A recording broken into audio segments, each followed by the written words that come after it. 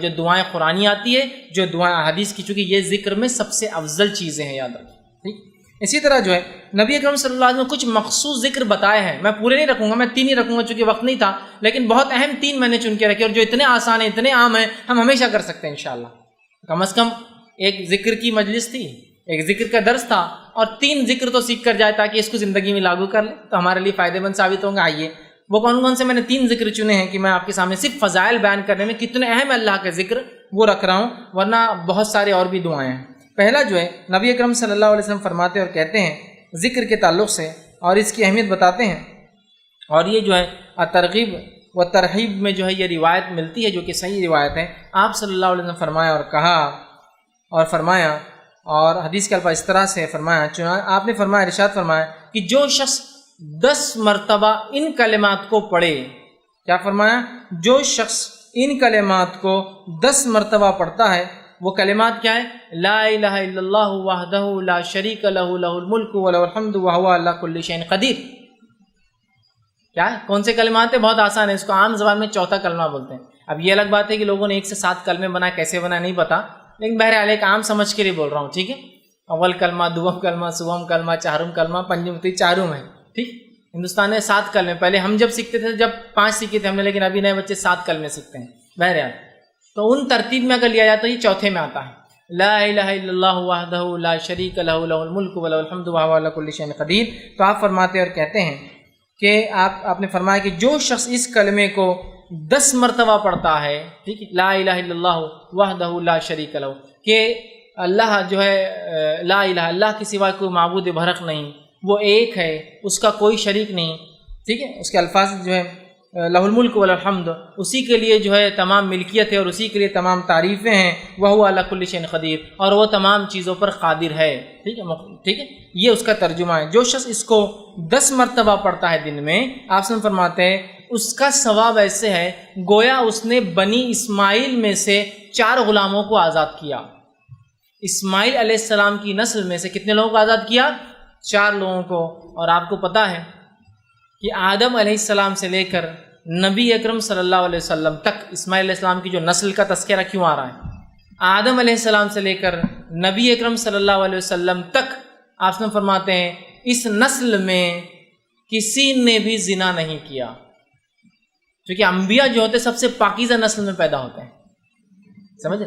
مشرک گزرے ہیں وہ ایک الگ چیز ہے، لیکن کوئی جو ہے زنا نہیں کیا، مطلب ولد الزنا یا زنا کی اولاد یا زنا نہیں کیا کسی، اتنی پاکیزہ نسل ہے یہ، آدم علیہ السلام سے لے کر اسماعیل علیہ السلام، اسماعیل علیہ السلام سے لے کر رسول اللہ صلی اللہ علیہ وسلم تک، سمجھ رہے ہیں آپ؟ تو کہا اس نے بنی اسماعیل میں سے 4 غلام آزاد کیے۔ غلام آزاد کرنا بہت اجر ثواب کام ہے۔ کیا کرنا ہے ہم کو؟ لا الہ الا اللہ وحدہ لا شریک لہ لہ الملک ولہ الحمد وہو علی کل شیء، 10 مرتبہ پڑھنا ہے دن۔ تو کیا کیا آپ نے؟ بنی اسماعیل میں سے 4 غلام آزاد کر دی، صرف 10 مرتبہ کلمے کو پڑھنا ہے۔ کتنے فضائل اندازہ لگا۔ دوسری فضیلت جو ہے ایک اور ذکر کی جو میں آج رکھ رہا ہوں، ویسے بہت ہے لیکن 3 میں نے چنے ہیں صرف۔ دوسری فضیلت والا ذکر ہے جو بہت آسان ہے، ہم سب کر سکتے ہیں، وہ یہ ہے جو کہ ترغیب و تہذیب، اسی میں جو یہ بھی صحیح روایت ہے، بہت مشہور اور معروف روایت ہے کہ آپ صلی اللہ علیہ وسلم نے فرمایا جو شخص نماز کے بعد 33 مرتبہ الحمدللہ، 33 مرتبہ سبحان اللہ، 33 مرتبہ اللہ اکبر کہتا ہے اور آخر میں یہ کہتا ہے لا الہ الا اللہ وحدہ لا شریک لہ لہ الملک ولہ الحمد وہو علی کل شیء قدیر، وہی جو میں نے اس سے پہلے رکھا۔ تو 33 بار جو ہے اس شخص نے جو ہے الحمدللہ کہا، 33 بار سبحان اللہ کہا، 33 بار اللہ اکبر کہا، اور اس کے آخر میں یہ کہا، چونکہ 33 اور 33 ہو گئے 99 اور آخر میں 100 کی گنتی پوری کر دی، یہ کہہ کر کہ لا الہ الا اللہ وحدہ لا شریک لہ لہ الملک ولہ الحمد وہو علی کل شیء قدیر۔ تو آپ فرماتے اور کہتے ہیں جب یہ کہتا ہے تو آپ سے فرماتے ہیں کہ جو ہے اس کے فائدہ یہ ہے تو اس کے سارے گناہ معاف کر دیے جاتے ہیں، گویا اگر اس کے گناہ سمندر کے جھاگ کے برابر بھی ہو تو۔ ایک روایت نے فرمایا یہ پڑھنا غلام آزاد کرنے سے زیادہ بہتر ہے، ایک روایت فرمایا اس کے پڑھنے سے 10 نیکیاں ہر اس پہ ملتے ہیں، مطلب اس کو 1000 نیکیاں ملتی، 100 بار پڑھا نا، 100 پڑھنے پہ اس کو 1000، 10 ہر اس پہ 10 تو 1000 نیکیاں ملتی ہے، 1000 گناہ معاف کر دیے جاتے ہیں۔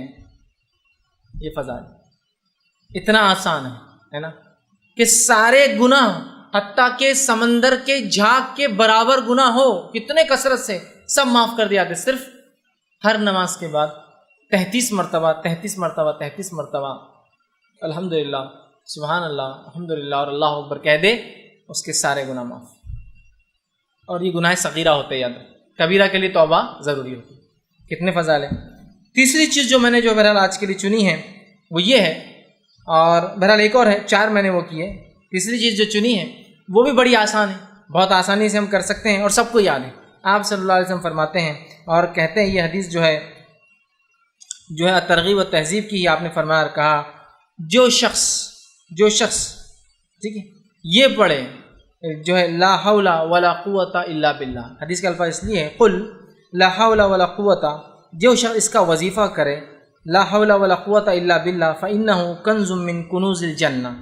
یہ حدیث کے الفاظ ہے قل لا حول ولا قوت الا باللہ فإنہا کنز من کنوز الجنہ، کہ جو شخص لا حول ولا قوت الا باللہ یہ پڑھیں گا تو یہ جنت کے خزانوں میں سے ایک خزانہ ہے.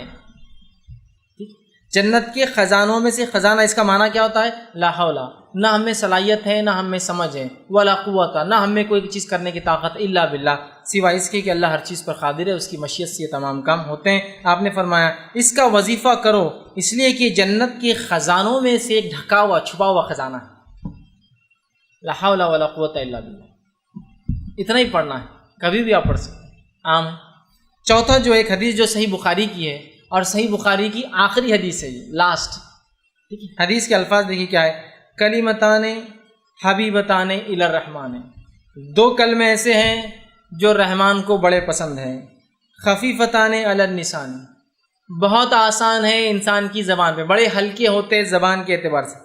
ثقیلتان فی المیزان، لیکن بہت وزنی بھاری ہوں گے روز قیامت میزان کے اندر. سبحان اللہ وبحمدہ و سبحان اللہ العظیم. 2 کلمے ایسے ہیں جو رحمان کو بڑے پسند ہے، ہونٹوں پر بڑے ہلکے ہیں، میزان میں بڑے بھاری ہے. سبحان اللہ وبحمدہ و سبحان اللہ العظیم. 2 ہی کلمے، کس کو یاد نہیں؟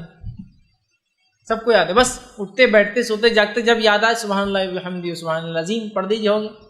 سمجھ رہے آپ؟ تو یہ بڑی اہمیت کی حامل ہے، اور کتنے فضائل ان کے دیکھیے آپ بتائے جا رہے ہیں ان کے پڑھنے کے بارے میں، اور یہ بہت آسان عمل ہے، یاد رکھیں. ٹھیک، تو ہم اللہ کے ذکر کے معاملے میں بہت محتاط رہیں.